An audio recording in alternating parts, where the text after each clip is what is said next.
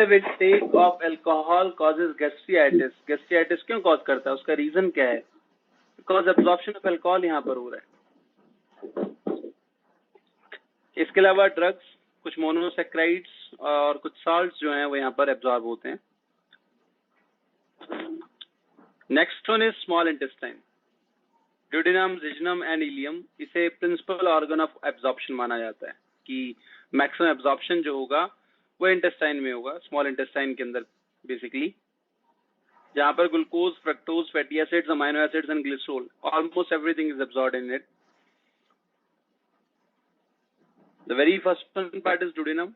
Amino acid, calcium and iron यहाँ पर absorb होता है। आयरन को Fe3 पॉजिटिव से Fe2 पॉजिटिव में कन्वर्ट करता है HCl, लेकिन एब्जॉर्प्शन होता है उसका ड्यूडेनम में। कैल्शियम आयन का एब्जॉर्प्शन जो है वो कैल्सिट्रॉल, एक हार्मोन है जो कि किडनी से सीक्रेट होता है, वो करवाता है। अमाइनो एसिड, प्रोटीएसेस, स्टमक के पैंक्रियाटिक सिक्रेशन, इसकी वजह से ये अमाइनो एसिड में कन्वर्ट हो जाते हैं लॉन्ग पॉलीपेप्टाइड या पेप्टाइड चेन्स।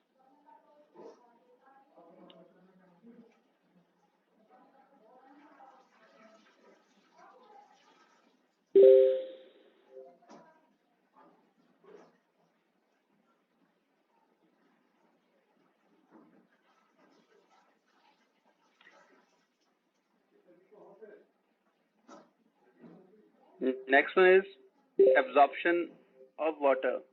मैक्सिमम एब्जॉर्प्शन जो होता है that occurs in jejunum region. Monosaccharides, amino acids, glycerols, vitamins, ये भी यहाँ पर मैक्सिममली एब्जॉर्ब होते हैं। हीलियम में vitamin B12, castle extensive factor कहा जाता है इसको, बाइल सॉल्ट और वाटर का एब्जॉर्प्शन होता है।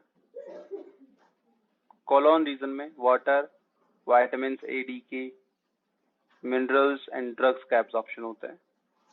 कोलोन में NCERT लिखती है वाटर, मिनरल्स एंड ड्रग्स का एब्जॉर्प्शन। रेक्टम में small amount of water absorb होता है।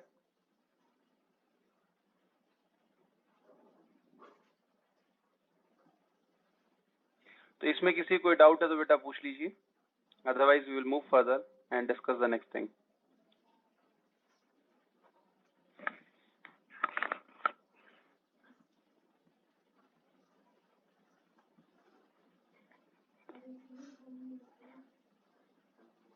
कोई डाउट इसमें किसी को?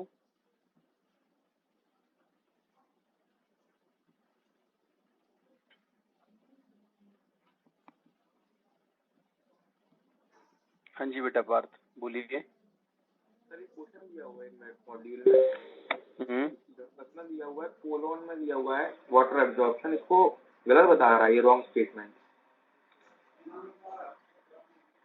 ऊपर दिया होगा maximum absorption of water question में। नहीं, ये अभी टेलीग्राम पर आया है क्वेश्चन, ये ग्रुप पर। कौन से? अभी ग्रुप पर, इसमें लिखा हुआ सिलेक्ट द मिसमैच।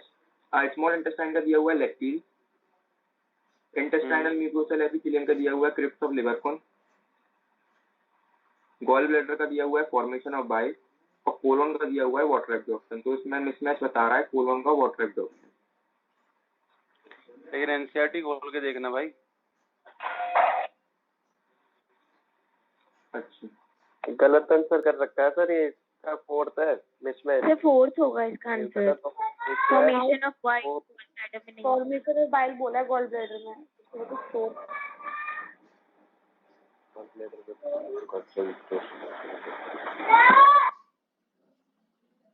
ऑप्शन गलत देगा।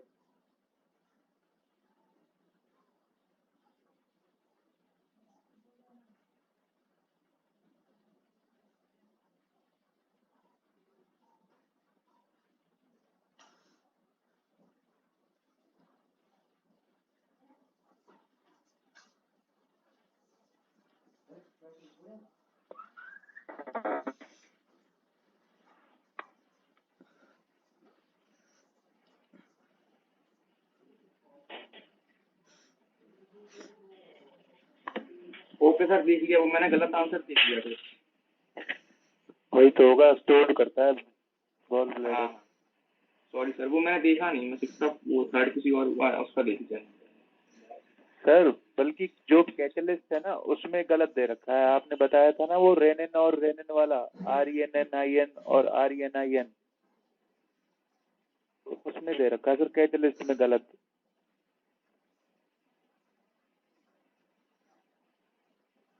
कैटलिस्ट में क्या दिया हुआ है सर? उसमें RENIN वाले को दे रखा है।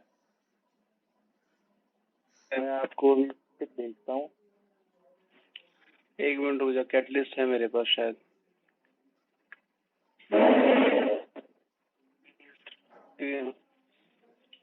बता, क्वेश्चन नंबर बता। सर एक सेकंड, अभी खोलते ही है सर। राइट हैंड साइड में क्वेश्चन है, वो मेरे को याद है, क्वेश्चन नंबर 8 या 9 होगा।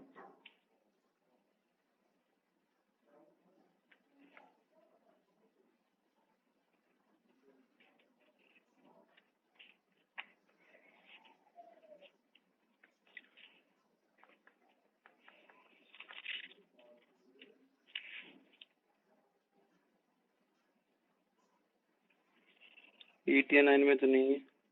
The infant coagulation of milk protein can be brought out by. Yes sir.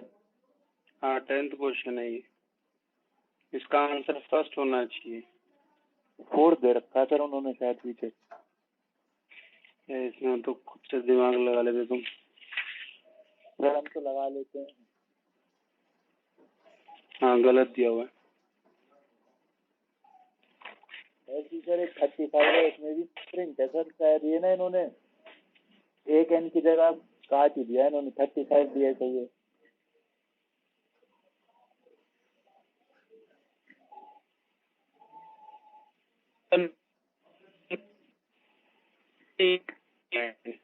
Sir आवाज कट रही है आपकी। सर आवाज कट रही है।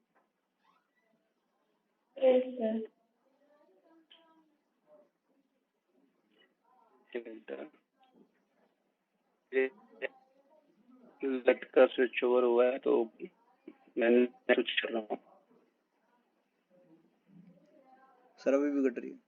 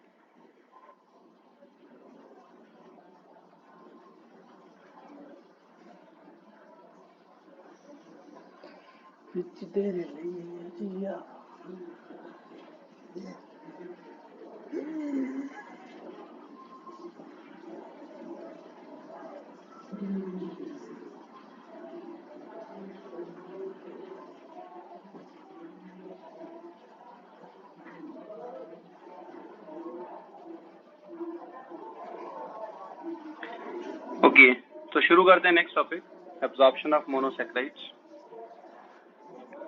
छोटे छोटे करने की जरूरत नहीं है। हाँ हाँ जी बेटा।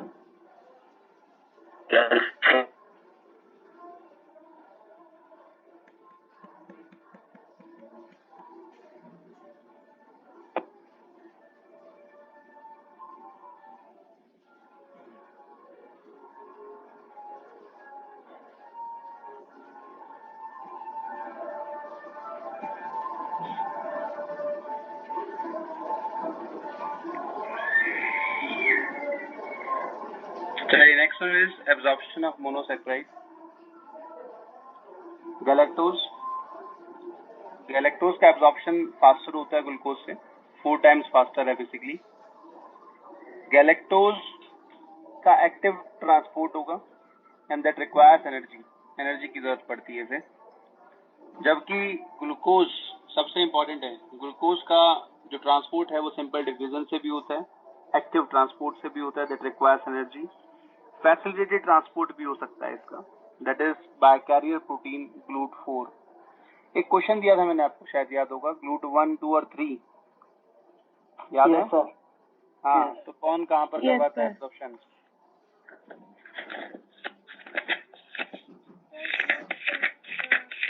ट्रांसपोर्ट कराते हैं cross blood brain barrier. GLUT2 beta cells of pancreatic islets and hepatocytes में करवाता है। इसको लिख लो। GLUT3 neuron, glucose into the neuron. एक minute, proteins.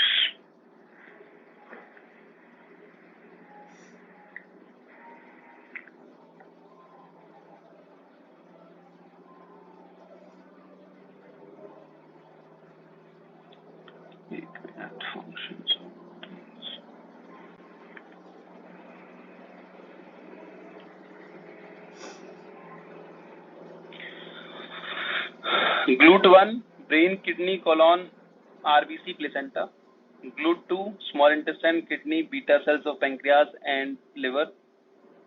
GLUT3 brain, kidney और प्लेसेंटा।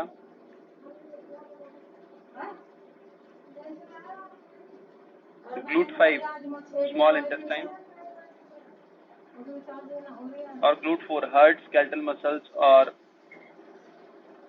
Adipose tissue.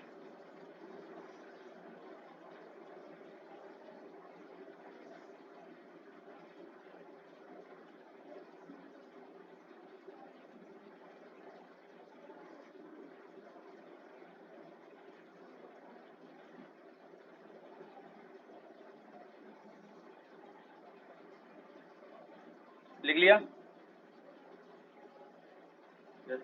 एक मिनट।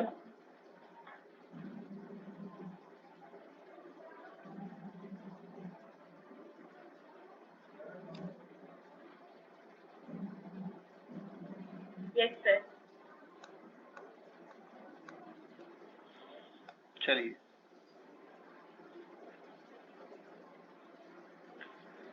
तो glucose simple diffusion, passive transport, active transport, facilitated diffusion या फैसिलिटेटेड ट्रांसपोर्ट होता है इसका। एक्टिव सपोर्ट होता है इसका सोडियम आयन के साथ। सेकेंडरी एक्टिव ट्रांसपोर्ट है ये बेसिकली। सेकेंडरी एक्टिव में होता है क्या कि पहले सेल एक्टिवली सोडियम आयन्स को बाहर भेजती है, जब सोडियम आयन पैसिवली एंटर करते हैं तो उनके साथ साथ ग्लूकोज मॉलिक्यूल भी एंटर कर जाता है। नेक्स्ट वन,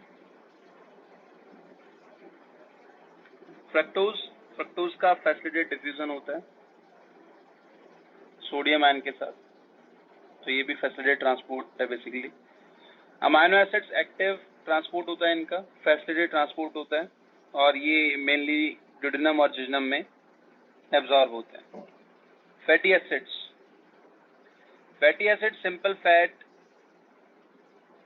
को पहले कन्वर्ट किया जाता है इमल्सिफिकेशन करने से या इमल्सिफाई करके फैटी एसिड्स एंड ग्लिसरॉल में। फैटी एसिड एंड ग्लिसरॉल में, तो अगर कोई सिंपल फैटी एसिड या ग्लिसरॉल पहले से पहुंचा है यहाँ पर इंटेस्टिनल पार्ट के अंदर, जो कि गैस्ट्रिक लाइपेज की एक्टिविटी से पहुंचता है, उसका सिंपल डिफ्यूजन होता है। Glyceride that forms micelles in the presence of bile that is emulsified, और इमल्सिफाई करने के बाद उसे भी एंटीरोसाइट में सिंपल डिफ्यूजन से अब्सॉर्ब कर लिया जाता है। बट ये ब्लड में नहीं जा सकते क्योंकि इनसॉल्युबल होते हैं, so they are coated with protein named chylomicron and absorbed in lymphatic vessel. Lymphatic vessels में अब्सॉर्ब होते हैं। तो ये स्ट्रक्चर है बेटा। यहाँ पर सबसे पहले ग्लूकोज, तो ग्लूकोज डायरेक्टली अब्सॉर्ब होता है और वहां से वो ब्लड वेसल्स में चला जाता है। हाइड्रोलिसिस ऑफ पॉलीमर को मोनोमर में कन्वर्ट किया जाता है, प्रोटीन को अमाइनो एसिड में कन्वर्ट किया जाएगा, अमाइनो एसिड को फिर ब्लड कैपिलरीज में अब्सॉर्ब कर लिया जाता है। ठीक है, इसी तरह से ग्लूकोज एंड फ्रक्टोज को भी यहाँ पर अब्सॉर्ब किया जाता है। अब यहाँ पर जो ट्रांसपोर्ट होगा that is facilitated transport.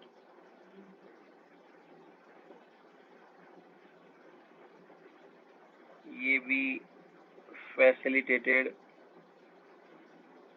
Transport होगा।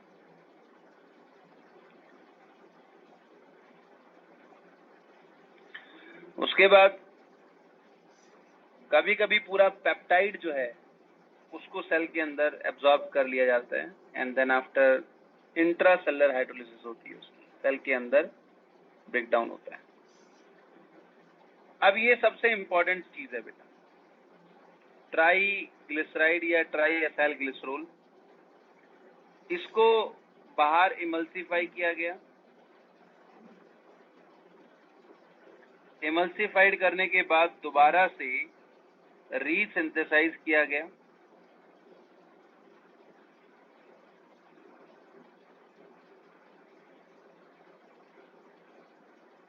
सेल के अंदर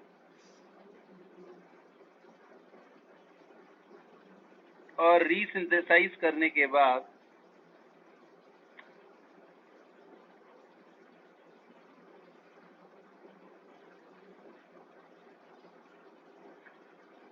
उसको प्रोटीन कोट लगाकर काइलोमाइक्रोन की फॉर्मेशन की गई and that is absorbed in lacteal system. Lymphatic vessel के अंदर अब्सॉर्ब होता है। यही सबसे इंपॉर्टेंट है जिस पर क्वेश्चन पूछा जाता है। सर लास्ट पॉइंट फिर से रिपीट कर दीजिए। देखो लास्ट पॉइंट अभी आगे फिर से डिटेल में बता रहा हूँ। फैटी एसिड्स और ग्लिसरोल की फॉर्मेशन मिसल से होती है। मिसल से इमल्सिफिकेशन करेंगे, मोनोग्लिसराइड एंड फैटी एसिड बन जाएगा। अब यहाँ पर सिंपल डिफ्यूजन होगा। सिंपल डिफ्यूजन होने के बाद एंडोप्लाज्मिक रेटिकुलम के अंदर ट्राइग्लिसराइड को रीसिंथेसाइज किया जाता है, दोबारा से बनाया जाता है। ठीक है, and that is coated with chylomicron, coated with protein. और जब वो प्रोटीन के साथ कोटेड हो जाते हैं तो इस काइलोमाइक्रोन की ये सेल एक्सोसाइटोसिस कर देती है। किसके अंदर भेज देगी? लिम्फेटिक वेसल के अंदर भेज देगी। क्लियर है? यही पॉइंट बेटा यहाँ पर बताया मैंने कि इमल्सिफाई किया, रीसिंथेसाइज किया, अब इसको प्रोटीन कोटेड करके और लैक्टिल सिस्टम में भेज दिया गया। क्लियर? Yes sir. चलिए, अब लैक्टिल सिस्टम में अगर हम देखें तो that joins to left lymphatic duct, thoracic duct, और ये लेफ्ट लिम्फेटिक डक्ट जो है वो लेफ्ट सबक्लेवियन वेन के अंदर ड्रेन करती है। Left subclavian vein superior vena cava and right atrium of heart में जाएगी। क्लियर? जबकि ब्लड कैपिलरीज जो हैं वो ड्रेन करती हैं हेपेटिक पोर्टल वेन में, और हेपेटिक पोर्टल वेन से लिवर में जाएंगी, लिवर से हेपेटिक वेन में, हेपेटिक वेन से inferior vena cava and right atrium of heart. अब क्वेश्चन आता है, फैट एंटर्स टू हार्ट, कैसा fat? Absorbed fat enters to heart by SVC, IVC,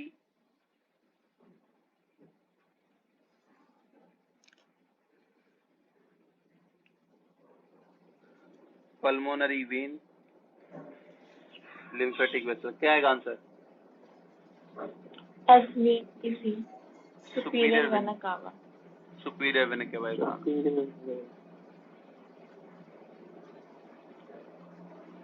clear clear है बेटा? कोई डाउट इसमें किसी को? Yes. चलिए, then after come to the next, assimilation of food.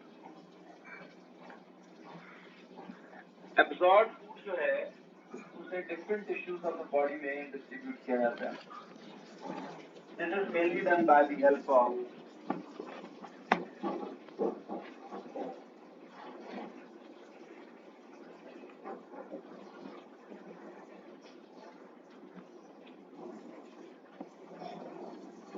blood. Blood की हेल्प से किया जाएगा.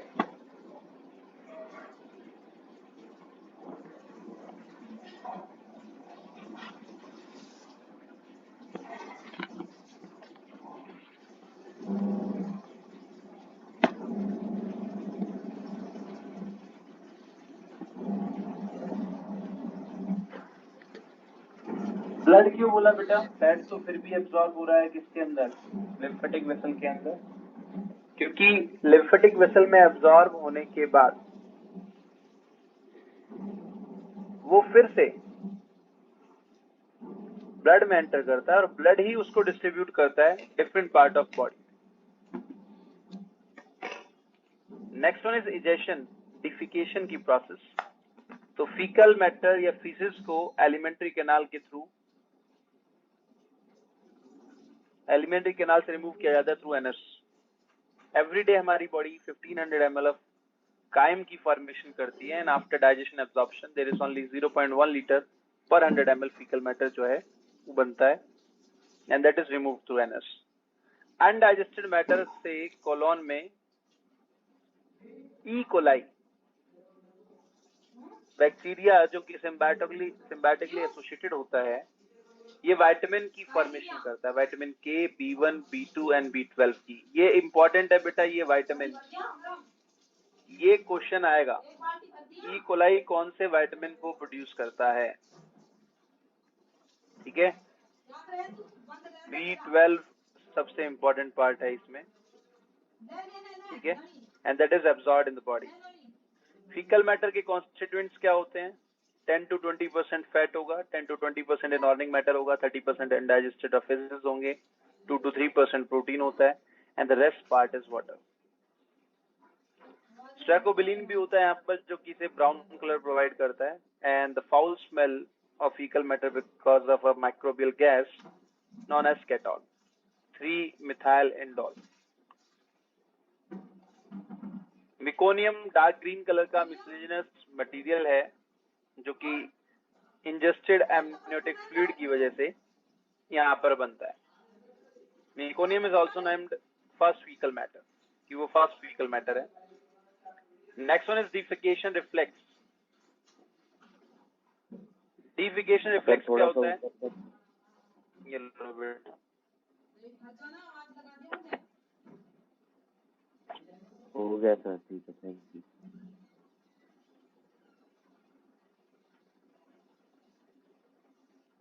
डिफिकेशन रिफ्लेक्स, डाइजेस्टिव वेस्ट जो है वो सॉलिडिफाई होता है इनटू कोहेरेंट फीसेस. कोहेरेंट मतलब कि कंसंट्रेटेड फॉर्म में बेसिकली रेक्टम के अंदर, and that initiated a neural reflex. NCERT ने ये टर्म यूज किया है न्यूरल रिफ्लेक्स. आगे इसके बारे में हमें जानना है, सिंपल सी बात है. और ये अर्ज ऑफ डिफिकेशन कॉज करता है which is a voluntary process by mass peristaltic movement. अब बेटा दो चीजें हैं यहाँ पर. ट्रिगर कैसे हुआ? न्यूरल रिफ्लेक्स से. एक लोटिया भर के. उसका रिजल्ट क्या हुआ? डिफिकेशन. तो इनवॉलंटरी कॉन्ट्रैक्शन जो है वो later part of colon and rectum में होता है which is because of neural reflex. ये प्रेशर को बढ़ाएगा, इनवॉलंटरी स्फिंक्टर जो होता है वो ओपन हो जाएगा, जिसकी वजह से डायफ्राम भी कॉन्ट्रैक्ट करता है, and that increases intra abdominal pressure, space को घटा देगा एब्डोमिनल कैविटी के, वहां का प्रेशर बढ़ जाएगा और वो ओपन करवा देता है एक्सटर्नल स्फिंक्टर को, which is a voluntary sphincter.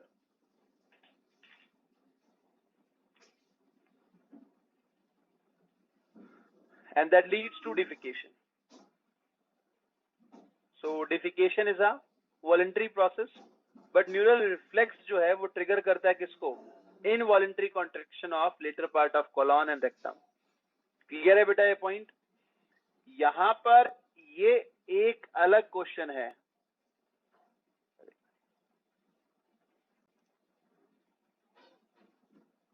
ये एक अलग क्वेश्चन है और ये एक अलग क्वेश्चन है. Clear? Yes sir. Neural reflex किसे ट्रिगर करता है? Involuntary contraction of colon and rectum को, later part of colon basically. जबकि डिफिकेशन कैसी प्रोसेस है? That is a voluntary process. Clear? Yes sir. Frequent defecation होती है इन्फेंट्स में. रीजन क्या है बेटा उसका? That is due to underdeveloped external sphincter. Completely develop होता है up to the age of 2 years. External sphincter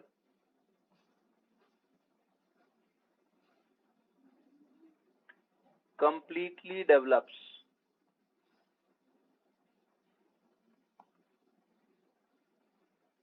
up to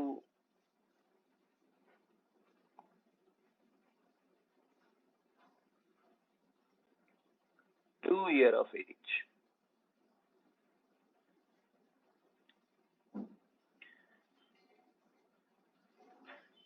Next one is energy constituents of food, fat, protein and carbohydrates. Energy जो यहाँ पर produce होती है that is basically measured in calorific value. दो तरह की कैलोरीफिक वैल्यू है, physical and physiological calorific value. Physical calorific value जो है that is measured in bomb calorimeter.